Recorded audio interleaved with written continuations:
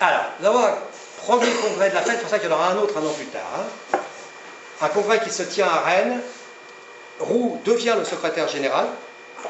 Vous remarquez que nos relations, on va voir là, sont difficiles, alors que nous sommes maintenant deux amis très proches. La réponse à Rennes, donc je prends la parole au congrès de Rennes, je me fais traiter de jésuite, ce qui, à l'intérieur de la FEN, est une insulte suprême. Hein. Je me fais traiter de jésuite.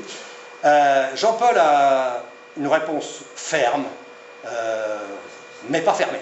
Hein. Il estime que c'est une position erronée du syndicat. Il estime que lorsqu'on devient personnel de direction, on n'est plus un enseignant, donc ça entraîne aussi des changements fondamentaux dans la tête, que l'autonomie n'est pas tenable, mais comme je n'avais pas développé la notion d'autonomie, ça se tombe bien. Et puis il dit, mais bon, en gros, j'avais employé moi-même, laissons le temps au temps, le travail de réflexion commence et effectivement on va voir qu'il va se mettre réellement en place. En gros, j'avais une formule rapide, hein, qui dit bien ce qu'elle veut dire, c'est, je le disais bien, aussi bien à Deschamps qu'à Roux, je ne l'écrivais pas, mais ça résume tellement bien, c'est le premier qui dégaine, il a perdu. Prenez vous deux qui dégainent, il a perdu. Ce sera la FSU qui dégainera, ce sera la FSU qui perdra. On rencontre la FSU, elle devient plus nette, alors la FSU ne peut plus avoir de trou de compétences. Et maintenant, nous voulons avoir des personnes de direction avec nous, dans notre fédération. Sur la double appartenance, il convient de résoudre les problèmes de fonctionnement. Ah oui, quelle cotisation, comment on fonctionne. La grande crainte, c'était que les décisions qui se prennent dans une fédération à l'organisme exécutif sont tellement secrètes qu'il ne faut pas que l'autre fédération les connaisse. Bon, on connaît le système du canard enchaîné pour les décisions gouvernementales. Et ben, dans notre sphère, il y a aussi, ce n'est pas le canard enchaîné, mais ça revient à ça, tout se sait, bien évidemment. Donc c'est peu important. Mais on prendra, vous le verrez, on prendra au mot la FSU en disant ok. Et on va leur faire un document en disant voilà en termes de fonctionnement, toutes les questions que nous nous posons, et bien, comment nous pouvons les répondre en termes d'appartenance aux organismes, en termes de cotisation, nous aurions payé une double cotisation, qui ferait plaisir au trésorier actuel, ouais. Mais il était déjà trésorier à l'époque.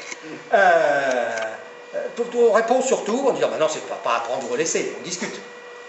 Et nous dit-il, premier élément, alors qu'il nous dira qu'il avait toujours eu cette position, Deschamps nous dit eh ben, nous considérons que c'est à la FEN de se prononcer la première.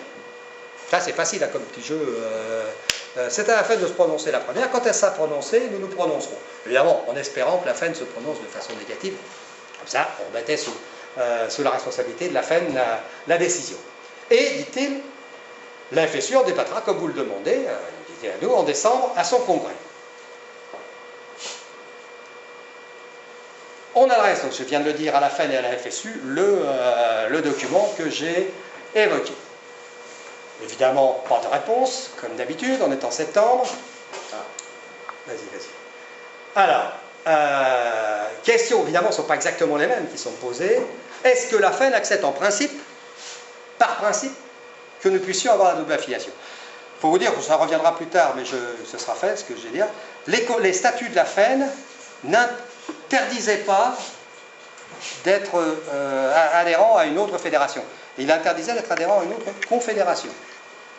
Donc on ne pouvait pas être adhérent à la CGT, à la CFDT, etc. Mais une autre fédération, les statuts étaient muets là-dessus, parce que ça n'avait jamais été envisagé, la situation de ce genre ne pouvait pas l'être. Depuis les statuts de l'UNSA, il est d'accepter le principe de la double affiliation, et les solutions techniques que j'avais adressées sont-elles ou non recevables. Et le 22 septembre, Jean-Paul nous annonce que la question sera mise à l'ordre du jour du congrès extraordinaire de la FEN, qui suivra, en mai 98. Oui, c'était pas 98, ça, mai 98. À la FSU, là, est-elle d'accord avec le concept de double affiliation? Et puis, est-ce qu'elle s'engage à présenter un texte? On rappelle ça. Notre CSN. Commence à y avoir. On commence à décider d'accélérer le mouvement, parce que ça, c'est vraiment ça à bien faire.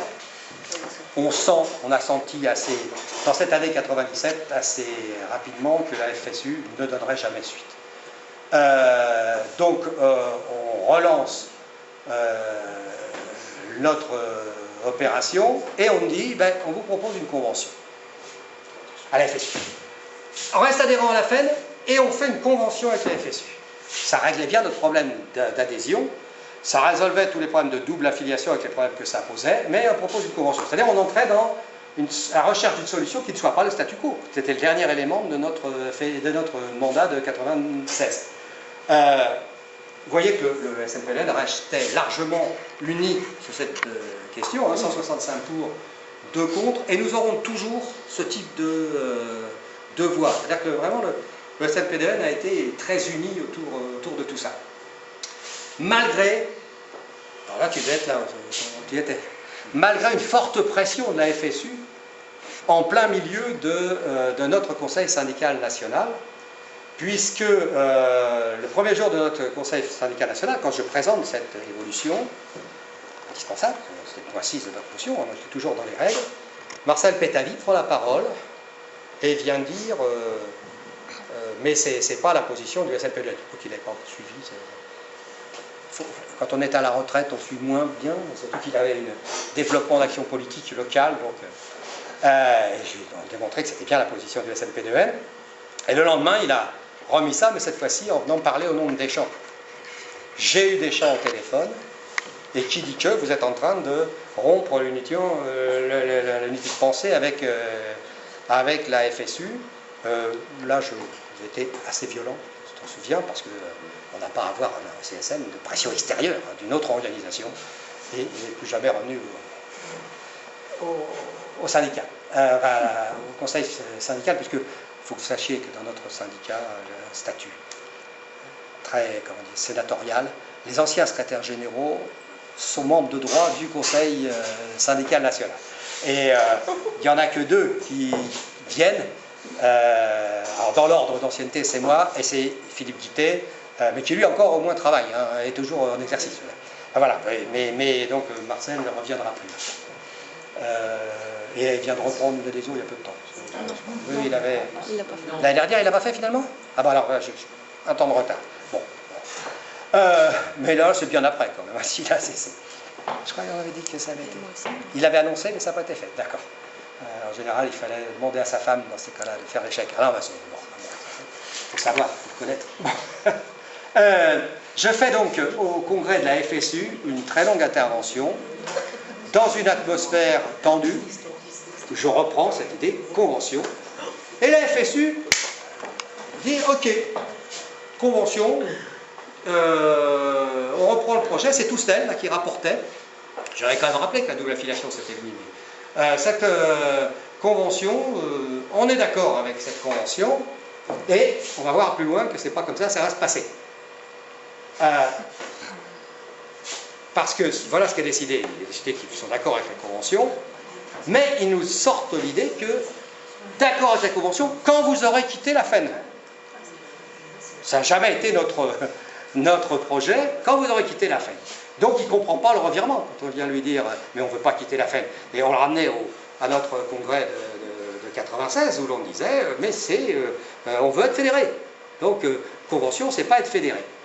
La convention dit la FEN, la FSU ne peut se mettre en place que sur un plan d'égalité entre les fédérations. Et il est indispensable que le SNPDEN sorte de la FEN avant tout accord.